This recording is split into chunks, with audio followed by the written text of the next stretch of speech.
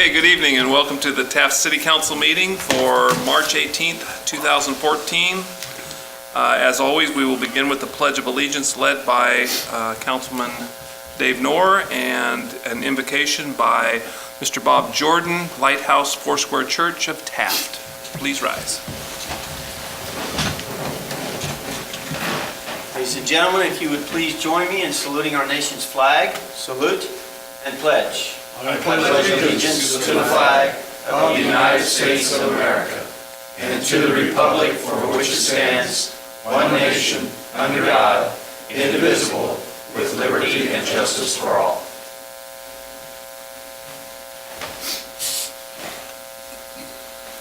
Good evening, gentlemen. Right now, we'd like to turn to our Lord and thank Him for the pleasant day He's given us in our beautiful city of Taft. We'd like Him to work with us right now and bless this great nation, bless all the officials of this nation, elected and appointed, from the federal to the state to the county and local. May they have the wisdom and the courage to go forth and spread what you know is the right way to go, Father. May their families be blessed, and may they all know that when they leave this world, they're leaving it just a little bit better than when they came. In Jesus' precious name, amen. Amen. Thank you, Mr. Knorr, and thank you, Mr. Jordan. We appreciate it as always. May we have a roll call, please? Mayor Linder. Here. Mayor Pro Tem Cryer. Here. Councilmember Miller. Here. Councilmember Knorr. Here. And Councilmember Waldrop. Absent. Thank you very much. We have no citizens' requests for public comments tonight, so we'll move on to council statements. Mr. Miller. Well, thank you, Mr. Mayor. Appreciate it. Caught me off guard. And boy, this is going fast, huh? Well, there's been a little bit of talk about what's going on downtown and what we may have plans for. We've been talking about the downtown for many years. And there is nothing in stone. We're accepting all kinds of ideas. I've always thought that, having a one-way on the 2 blocks of Center Street might be something new and different, and, we could try it out. But, if there's people who object to that, let's just keep it the way it's been for 100 years. We're looking for tenants to fill up those buildings, and I think that's the biggest thing. And how do we go about finding tenants when we have some building owners that really don't seem to want to rent those buildings out? And many of the buildings have been set for so long that any tenant that would come in to have tenant improvements would have to spend quite a bit of money, because our tastes have changed from when those stores were open in the 30s, 40s, 50s, 60s, 70s, 80s. People expect clean, neat, new, and modern. And to upgrade some of those buildings would take quite a bit.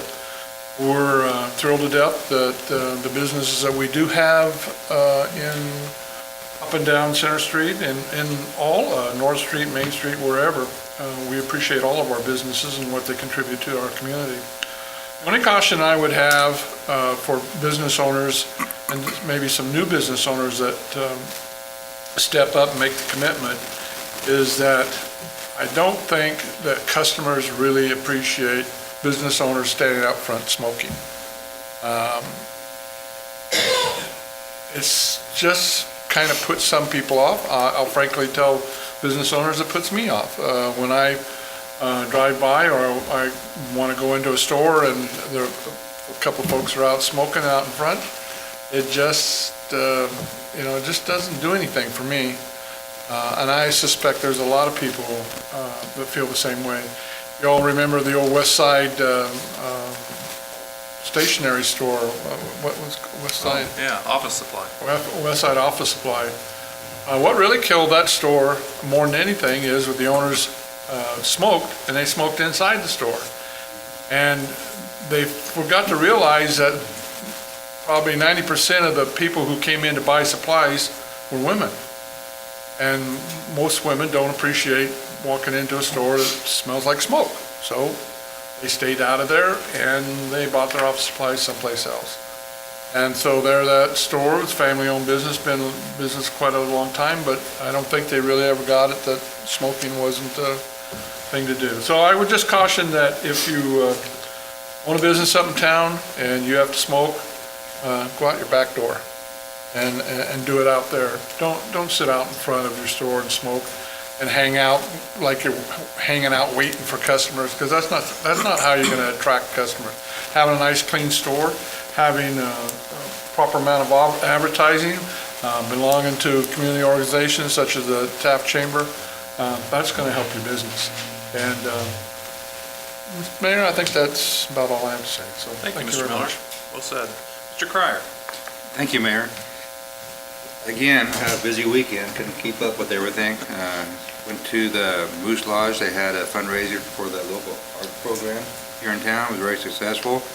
I just found out I was number 138 on the mill line, and plenty more to go. And I did try to buy some 50-50 tickets, they didn't call my names, I guess, so I didn't win anything, so at that time it was $232 for the pot, so it was very successful for them. They're going to do real well, and I want to thank the Moose Lodge for putting it on and donating and providing the facility, and the Art's a good program.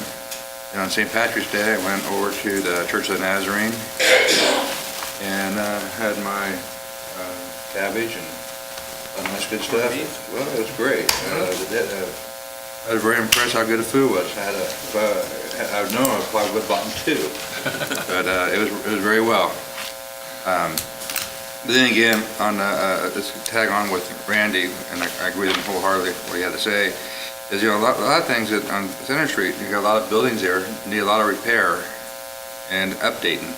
It's expensive. I know how it is when I bought my restaurant in town. I put over $100,000 into it just to get the code, to meet up to, it's still not perfect. It takes a lot of money and time to put business back into where people would come in there. If I had a pet peeve or anything, what I would say is, when I come in a town, it's usually after 5 or 6 o'clock, they're closed. And I like to participate, I like to go there, and at least once a month on cruise night, a lot of them stay open, but a lot of times they open their shops, everybody's going to work, they close, everybody's coming home. It's going to take a while there to try to change that mindset, get people convinced that they'll be open later. It don't take 2 or 3 weeks, it takes sometimes 3 to 4 or 5 months to get people's mindset changed. That for the hours that change, they know when they come in there. But there's some things in town on Center Street lacking, some services and stuff that'd be nice to have there, ice cream shop, candy shop, a few other things, shoe shop, other things in there that would fit perfect in there.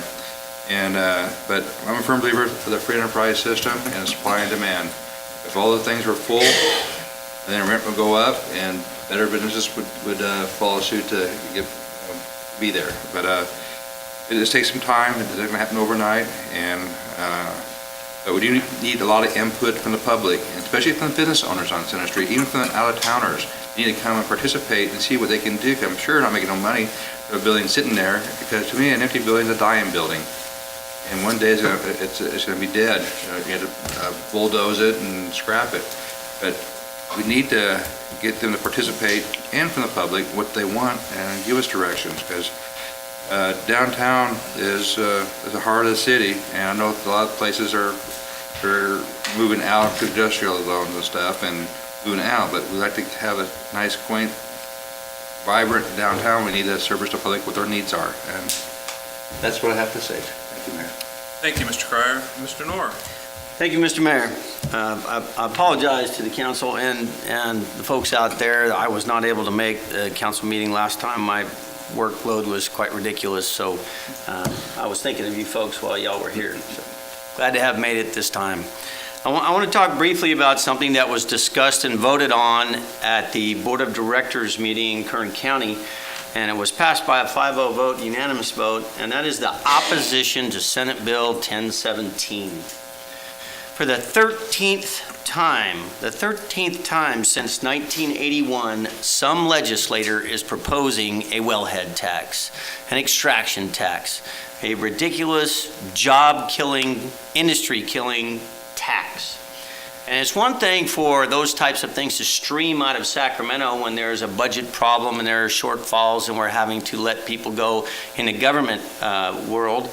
But they're expecting a $5 billion surplus this year, plus or minus, thanks in part to Prop 30, I would have to guess, the fact that we pay the highest individual state income taxes in the United States of America. But beyond that, they have a huge surplus anticipated. And yet still, a legislator, a long way from the wellhead, if you will, has proposed a 10% oil extraction tax on the industry in the state of California.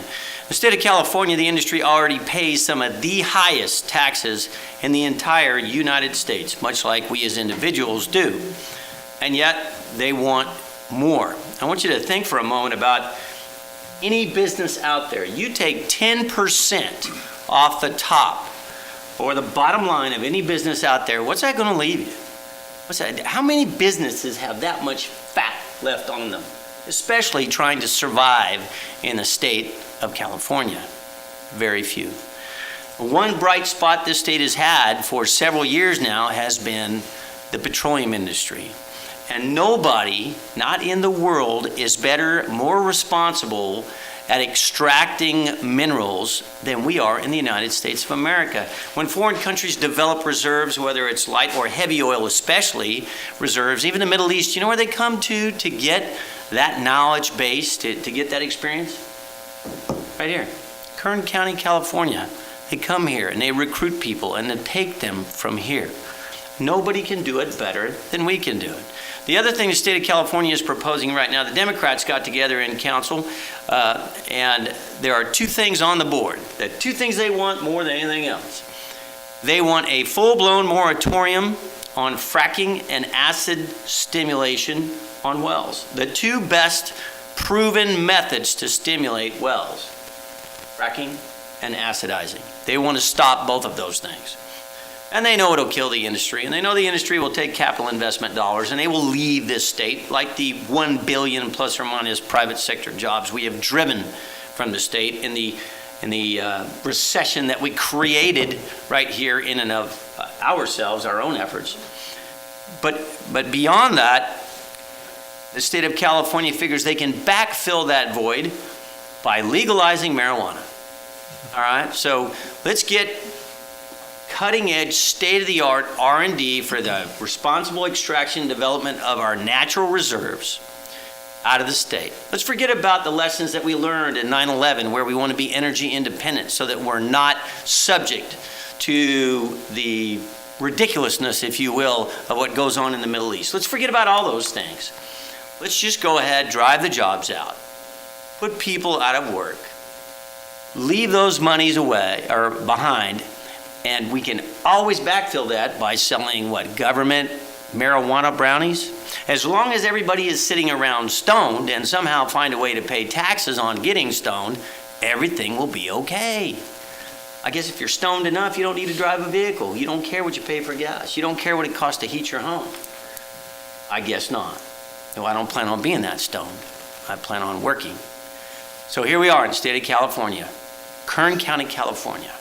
People have worked hard, from the lowest paying roustabout in the oil fields to the highest echelon large company CEO, in order to create real private sector, real paying jobs and make this country energy independent, or less dependent as we were.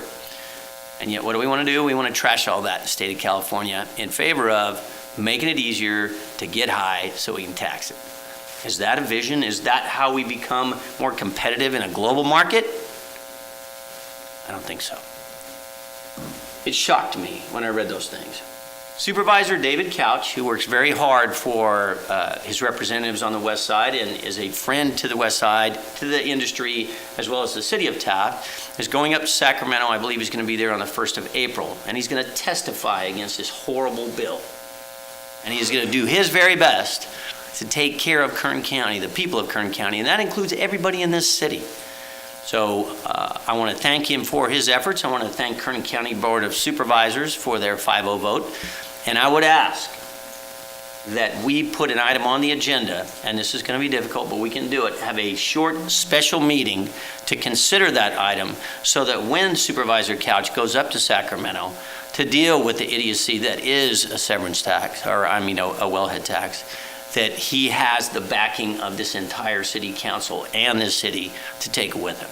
So I would ask that that be placed on the agenda and considered by the council. That's all I have. Thank you, Mr. Mayor.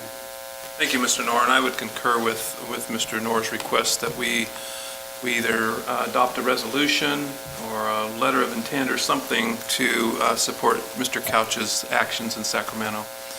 I'd like to segue on to what Mr. Knorr was talking about.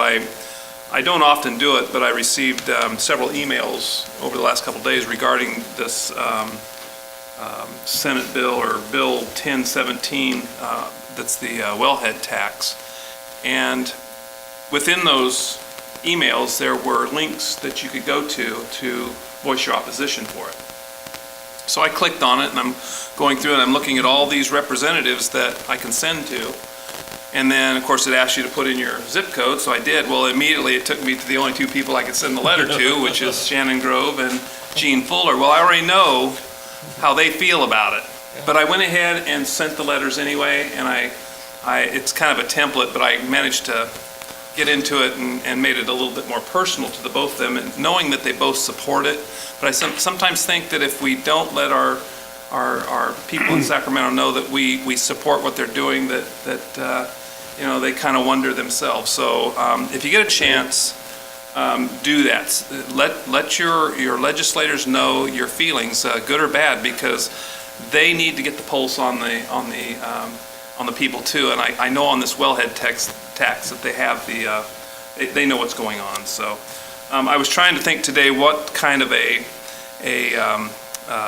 law that Kern County could carry to Sacramento that would only affect the Bay Area or only affect Sacramento where there is no oil, because this ridiculous bill is affecting only the oil producing areas in California. They think, well, we don't have any oil, so what's it going to hurt?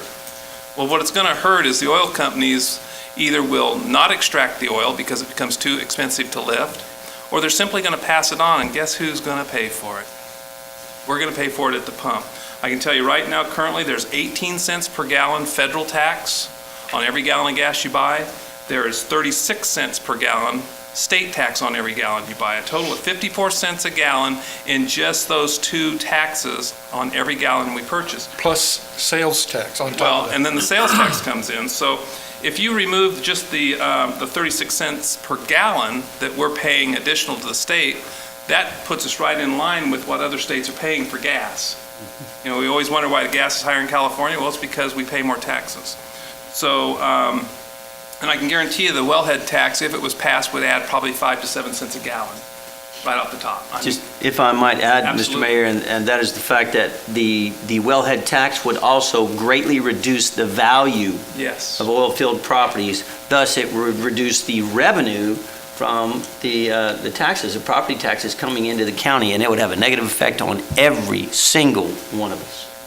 Excuse me. No, it's a very good point, and I appreciate that. So, anyway, I couldn't come up with a really good tax other than an idiot tax for Sacramento, but it probably wouldn't go very far on the floor anyway. So, also, I would like to mention that Mr. Waldrop's not here with us tonight. He is under the weather, but I'd also like to send my condolences to him and his family. His brother, John Waldrop, passed away, and I know that's tough. They were in business together with Waldrop's Auto Parts since I was a kid, in their many locations. Nice guy. He'd fought a good battle for years, and he's probably in a better place now, but just wanted to make sure that Mr. Waldrop knew that myself and I believe this council send our condolences. And the last thing I have tonight, and I hope I get this right, this is from Mr. Vincent Griffith, who you never see because he's behind the camera all the time. But he asked that I let the folks know that the Taft City Council television schedule is Monday through Saturday at 6 a.m. in the morning, 12 p.m., and 6 p.m. Now, I don't know how those people that aren't watching it are going to know that, but they know now. So And I like the fact that we're on prime time, 6 There you go. p.m. Yeah. I think that's, Finally. I told him it's not the content, it's the quality of the video. We can compete with the Super Bowl, not a problem. And Vincent, that's, I believe that's Bright House Network's Channel 11, correct? All right, thank you very much. Thank you, gentlemen. We'll move on to department reports. Do we have any department reports tonight?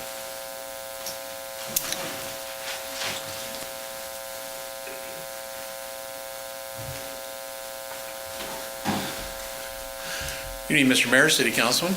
Chief. This is not really in the form of a department report as it is more information about an off-duty event for the department.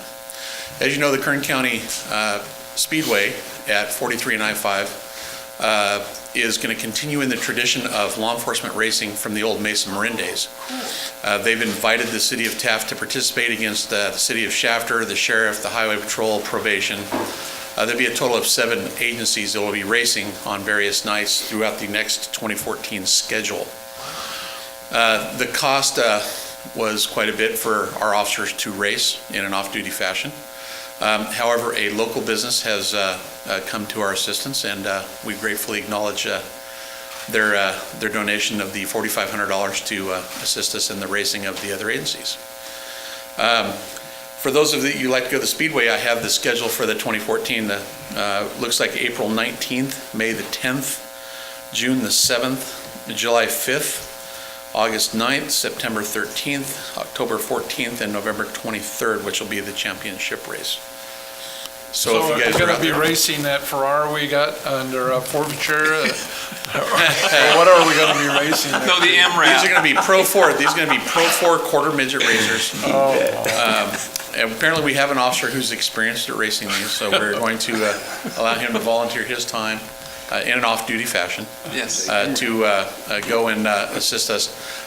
Also, we're going to try to dovetail this into the 2 school resource officers, especially the automotive class over at the high school. We're going to see if, because we can get them That's a great VIP idea. pit passes, get them some firsthand knowledge of racing and mechanics and the things that go along with it on the pit crew. So we might be able to use this kind of as a mentorship thing for the auto shop people. So we're looking at this as a very positive thing.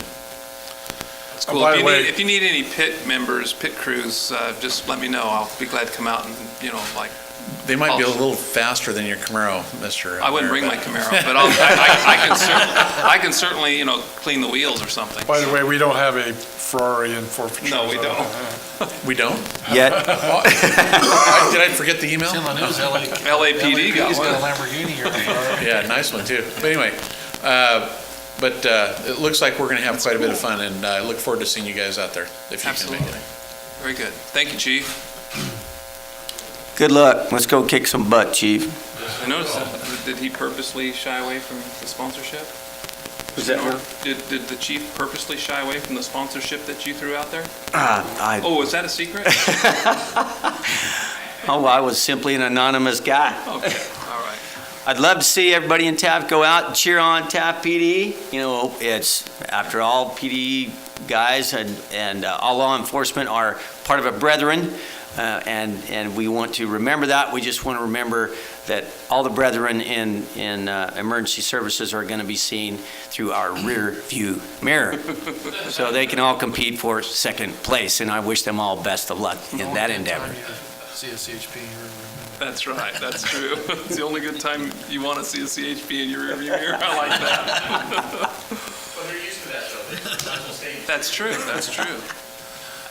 Okay, thank you, Chief. City manager statements, Mr. Jones. Thank you, Mayor. I got a couple things. About a year ago, a group took a tour of South Taft, Ford City, Taft, city limits. There was some members of the Greater Taft Economic Development Authority, a couple of members from the Supervisor's Office, Chamber of Commerce, and a few just citizens that wanted to go along. And so we toured some areas, and we were trying to look for blight that could be easily corrected.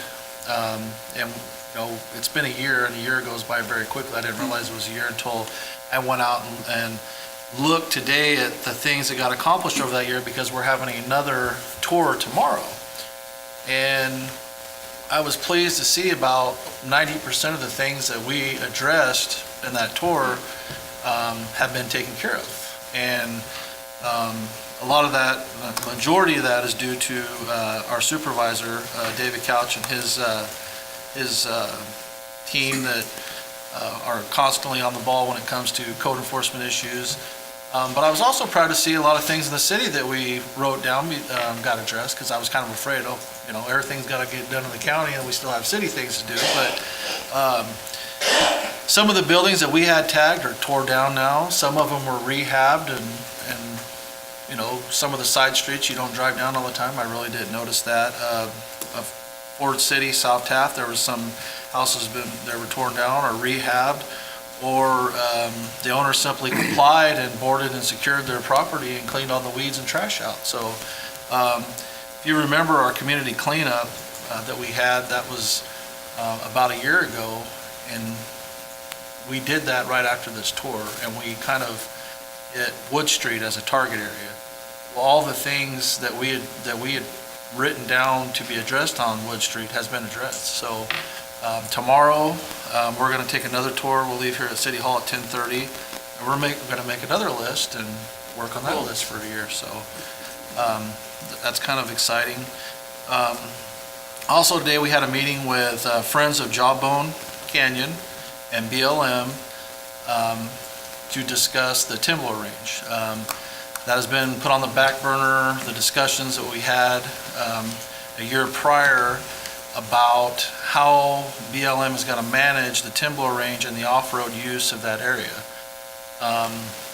It's back, the Friends of Jawbone Canyon's kind of pushed it back to the front again, because they have seen areas that's been closed in the past because of people misusing the areas, and it's just easier for BLM to say, you're misusing it, we're going to just close it. And, if anyone's lived in Taft for a long time, everyone's enjoyed off-roading and taking a drive, just going up and shooting their guns up in the Timber Range, and I would hate to see that closed. I mean, I think it would be a huge, huge thing hit to the city of Taft after it's closed that people wouldn't realize until it was closed. So the Friends of Jawbone Canyon, they're trying to find a way to start a group, and they want Friends of the Timber Range. And we want to start working with BLM to, they're going to map out courses and approved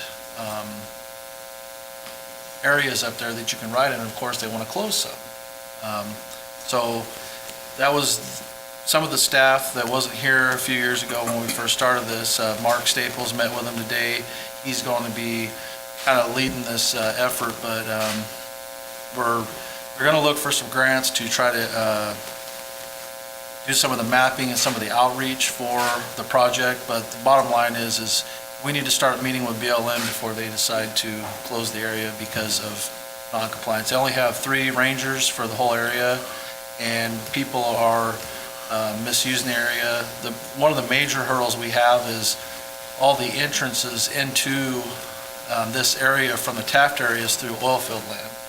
And in my opinion, that's the biggest hurdle, is to find a private landowner that will still allow access to the public land from Taft instead of going around all the way to Crocker Springs or up through Maricopa. So that's kind of where the city, where we let off. We were discussing a year ago about the opportunities the city could provide if they would still allow a staging area on 25 Hill. We could provide some law enforcement patrol and certain things like that. So it sounds like it's back on the floor. Well, it sounds like too that a minority of the off-roaders that are up there are abusing the land, and it's, BLM's going to react to that and do whatever and punish the majority that treat it with respect and want to take care of it and ride on, the proper trails and stuff. It just kind of reminded me, I happened to walk out the end of our trail out to the Sandy Creek end, and now noticing we're starting to see truck tracks going over our rails to trails, seeing motorcycles doing roadies around the tree trunks and tree wells there, and throwing dirt up all over of the trail there. It's just a minority they're just jerks. And they only think about themselves and not about the rest of everybody else. And for some reason, they think it's funny to do that. And so, eventually sometime we're going to have to do something and punish, the rest of the, off-roaders because of those few. So it's, if you have any kind of interest, like Mr. Jones was talking about, get on board with that. I don't personally go up there, but if you do, get on this committee, get on this group that they're trying to get started, and make sure the majority is represented and not a minority is going to get it taken away from us. Anybody that wants to get included in the email list, they can contact me here at City Hall, and anytime there's a meeting, we will distribute so they can come to that meeting. The Friends of Jawbone Canyon, that's how they got started, is BLM. You might tell everybody where Jawbone Canyon is. Jawbone Canyon is up in the vicinity, I guess, it would be Ridgecrest, California Kind of City. Red Rock Canyon. Red Rock Canyon, up in the eastern Fern Desert. Friends of Jawbone Canyon, they started for the same reason, is BLM was looking at closing that because of misuse of the resources up there. And a couple people started Friends of Jawbone Canyon as volunteers. They started kind of self-policing that area and just talking to people and educating people.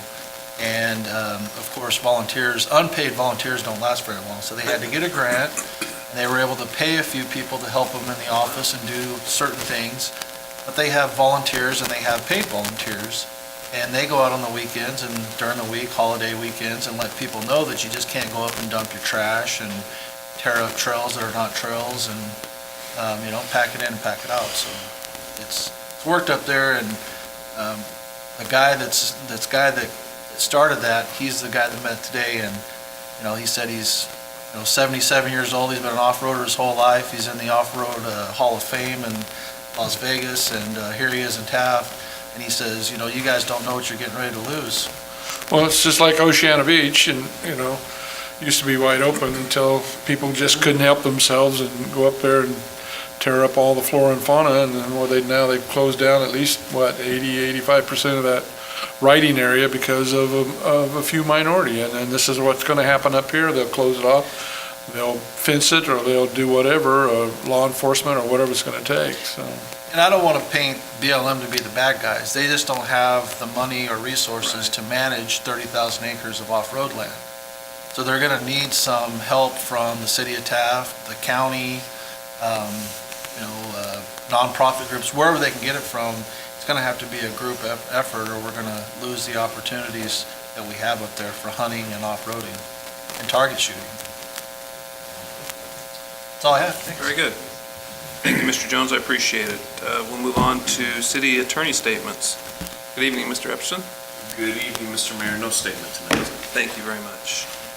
I think we already had future agenda requests. Mr. Jones, do I need to? What if I had one? Oh, I'm sorry. I don't have one then. Wow. Do we need to, should we agendize something regarding the Rails to Trails, or? We'll bring it to the next council meeting. Okay. We'll find out more next week. Okay.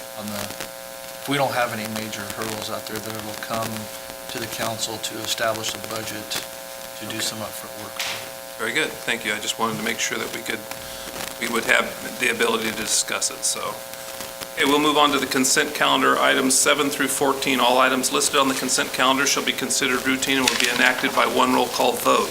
There will be no separate discussion of these items unless a member of the city council requests specific items to be removed from the consent calendar for separate action.